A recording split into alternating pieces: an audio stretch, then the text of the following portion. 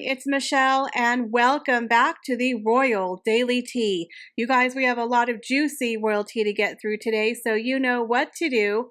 Sit back and relax, grab yourself a beverage, and let's get into the Royal Daily Tea. So would you like to purchase a home that has ties to King Henry VIII?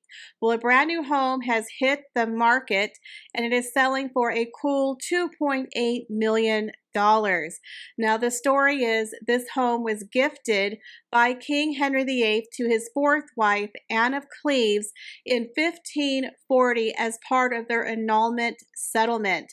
In my opinion, this girl had the best marriage out of all 6 marriages of King Henry VIII. Sometimes, y'all, it pays to be the ugly one. She walked away with a brand new home and money. It didn't have to be with that horrible man. I say she had the best out of all of his wives. Now, apparently, when she died in 1557, the house did revert back to the crown under Elizabeth I. Now, of course, over the years, it has exchanged many owners.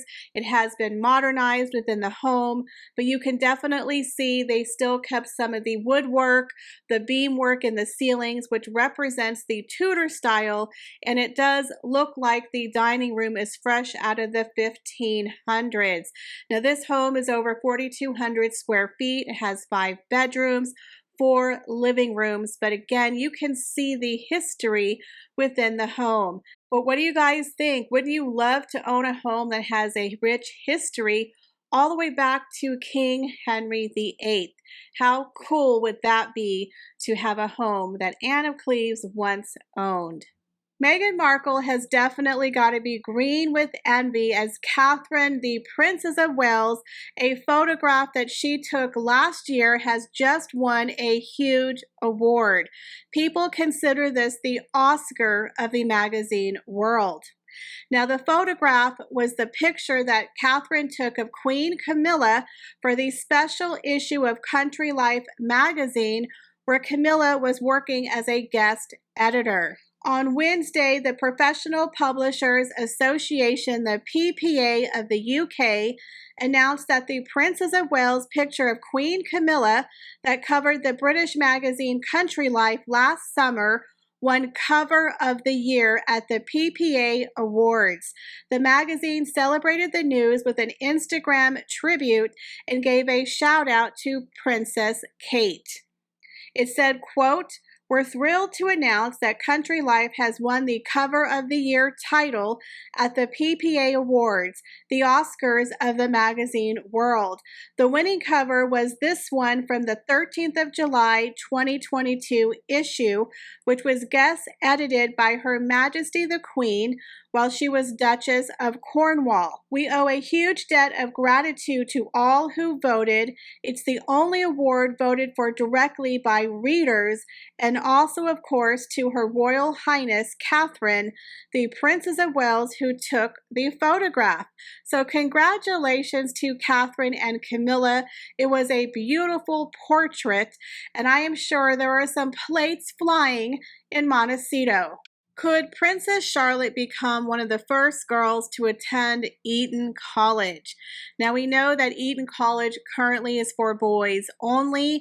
This is where Prince William and Prince Harry went to school, and last week, Prince George was seen visiting the campus with his parents. Now, the royal couple have previously stated they do not want their children to go to separate schools, meaning Charlotte could also attend Eton if the school decides to go co-ed. Now, this comes as the prestigious school is considering admitting girls for the first time in its over 600-year history. Eton's provost, Lord Waldegrave, previously told the Daily Mail the school will be open to girls in due course. He said every year the governors of Eton consider whether Eton should go co-ed, and we don't quite decide. But of course, we will go co-ed in due course. as Lord Waldegrave, who has been the current provost and chairman of Eton's governing body since 2009, is stepping down from his role soon. So this definitely could be the change needed to open the door to make Eton College co-ed. Now, Eton College only takes on pupils from age 13, with potential students having to register by the time they finish year 5, which would be around age 10. So it looks like by the time Prince George will be eligible to attend Eton College in 3 years, Princess Charlotte could also follow suit. What do you guys think about Eton College becoming a co-ed school? Well, guys, Harry and Meghan have finally and officially vacated Frogmore Cottage.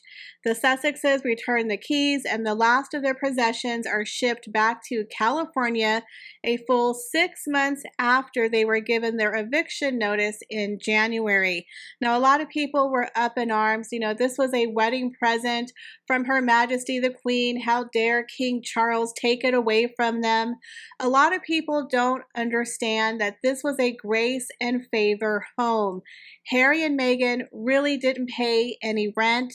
They overspent on the renovations to a tune of $2 million. Reportedly, that was paid back, but I honestly believe King Charles paid it back himself. That is my personal opinion, because Harry and Meghan are always crying how they don't have any money. And of course, at the time, King Charles and the Queen and the rest of the royal family were doing what they could to appease Harry and Meghan, all before the actual fallout of Megxit and the Oprah Winfrey interview. Nobody at the time could foresee the disaster and the train wreck that has become Harry and Meghan. So King Charles took back the home in January, as why would they keep the home vacant for two people who clearly have no desire to be in the UK, who don't want to be part of the royal family or his family themselves. So now the home is reverted back to the crown. We all know there's the rumor that Prince Andrew might move into Frogmore Cottage. I really don't see that happening. So it's going to be very interesting to see who moves into Frogmore Cottage. They could very well rent it out for income. As we know, the royal family has been hit by huge living crisis bills, and they are definitely cutting the cord on their spending. So now Harry and Meghan have no official residence in the United Kingdom. Now, we do know that when Prince Harry came over last month for the coronation and also for his court case, he did stay at Frogmore Cottage, but now he's going to have to bunk with Princess Eugenie and her husband Jack Brooksbank, or perhaps he can rent a hotel room. But we all know that Meghan and Harry are the moochers of Montecito, so he's going to have to call Daddy to ask permission to stay at a future royal residence. It is now known that King Charles has made it clear you need to let us know in advance if you're planning to come to the UK and you want to use a royal residence. They are not the Holiday Inn where you can come and go as you please and get a chocolate on your pillow. So you guys, it's getting real. The royal family is letting Harry and Meghan know you're an outsider. You're not welcome here whenever you want. You're going to be treated like everybody else, and you're going to have to go through the royal security and the royal protocol. He is no longer the prodigal son and the favored royal of the UK. So I guess reality is starting to hit these two in the royal arse. You know, actions have consequences, and the dominoes tick, tick, tick, they're a-fallen. Well, Omid Scooby has announced that his book Endgame will now be coming out on November 21st. Originally, the book was due out in August. Rumor has it that Omid Scooby and his publishers pushed back the release date of his book so he can include more juicy tidbits and insider information in regards to King Charles's coronation. Now, I wonder who that insider could be. Could it be Prince Harry himself? Now, we all know that Omid Scooby is the official, unofficial mouthpiece for Harry and Meghan. He is literally their cheerleader in chief. This man calls himself a royal reporter, but he's really a royal hater, and he sticks up for the two disgraced royals like he is the #1 fan of their fan club. We all know he gets his bread buttered by Harry and Meghan. Y'all, that Botox doesn't pay for itself. Someone's got to pay for it. Now, the interesting thing is that Omid Scooby has pretty much been ostracized from most of the real royal reporting. Nobody wants Omid Scooby at any of their royal events. He has no royal access. The only people who give him the time of day are Harry and Meghan. Now, we all know that Harry and Meghan collaborated with him and Carolyn Durand when he co-wrote the book Finding Freedom. Although he completely lied about it, it came out in court that Harry and Meghan pretty much wrote half the book. They gave him a lot of juicy details and were 100% in on the collaboration of that book. Rumor has it Harry and Meghan are fully aware of what is being said about them and the royal family in this book, Endgame. So it's a pretty safe bet to know that Harry and Meghan are once again collaborating with Omid Scooby. So much for we don't have anything else to say. They're just going to say it through somebody else. Again, this has Harry and Meghan's fingerprints all over it. Now, Omid took to his Twitter account and he says, I have book news, Endgame. A penetrating investigation into the future of the royal family will be released globally on November 21st. Can't wait for you guys to read this. Again, he's really worried about the future of the monarchy. I think they're doing just fine. Now, commenting on Scooby's announcement, royal biographer Richard Fitzwilliams said, quote, he's writing about the royal family and he's also Harry and Meghan's unofficial spokesperson. Some sensational details are bound to follow. However, how well are they sourced? They're sourced from the mouth of Prince Harry and Meghan Markle. No reputable royal source would talk to Omid Scobie. Again, he is literally like a leper. Nobody will touch this man. Well, Omid Scooby apparently needs to worry less about the future of the monarchy, which is doing just fine, and worry more about the future of his own company. Now, according to an article by the Daily Mail, they have announced that Omid Scooby company is having a little bit of a financial crisis. They said that his company has run afoul by the authorities at Companies House, noting that both the accounts and the annual return for Scooby's publishing company, Mayu Limited, are late. It has issued a strike-off notice against it. Now, unless cause is shown to the contrary, the company will be struck off the register and dissolved no less than 2 months from the date shown above. The notice explains before adding that if dissolved, all of Mayu's property and rights will revert to the crown. So this is not looking really good for Omid Scooby. A couple of years ago, he was almost at bankruptcy's door. So he definitely tends to be on a roller coaster, hitting Harry and Meghan up for a paycheck. Considering the fact that most professionals in the industry are already banning the book and that everyone knows he is the mouthpiece for Harry and Meghan, two of the biggest hypocrites and liars out there, I don't predict this is going to do particularly well. I think it's going to be Finding Freedom #2, and it's going to be available in the next dollar shop very soon. Now, we all know that Prince Harry and Meghan Markle have a very deep and unhealthy obsession with linking themselves to his late mother, Princess Diana. In his book, Spare, he literally was cuckoo for Cocoa Puffs when he talked about how Meghan Markle was magical and she sang to seals. And there was even one part of the book where they went to visit the grave of his dead mother, and Meghan Markle put her hand on the tombstone and could feel Diana's energy. I've mentioned to you guys in a previous video, there was a report from a secondhand source, again, allegedly, that when they were staying at a spa, they had a seance and Meghan Markle channeled Princess Diana, telling Harry, "She's here. I can feel her, Harry. She's here. She's speaking to me. It's your mom. It's Diana." Yeah, the person who was working in the room was like, oh my God, they're having a seance, and Meghan was channeling Princess Diana. Well, apparently, guys, I believe that story is true because Harry, from his own lips, is telling his friends, according to Tom Bauer, that Meghan Markle is channeling Princess Diana and she is in direct communication with his dead mother.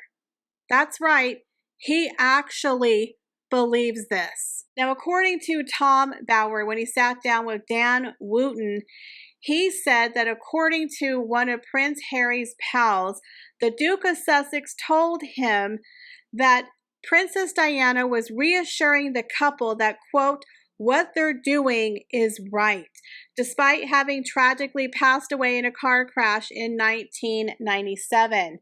So apparently the way that Meghan Markle gets Prince Harry to do her dirty work, to be her flying monkey, is to convince him that your mom thinks it's okay, Harry.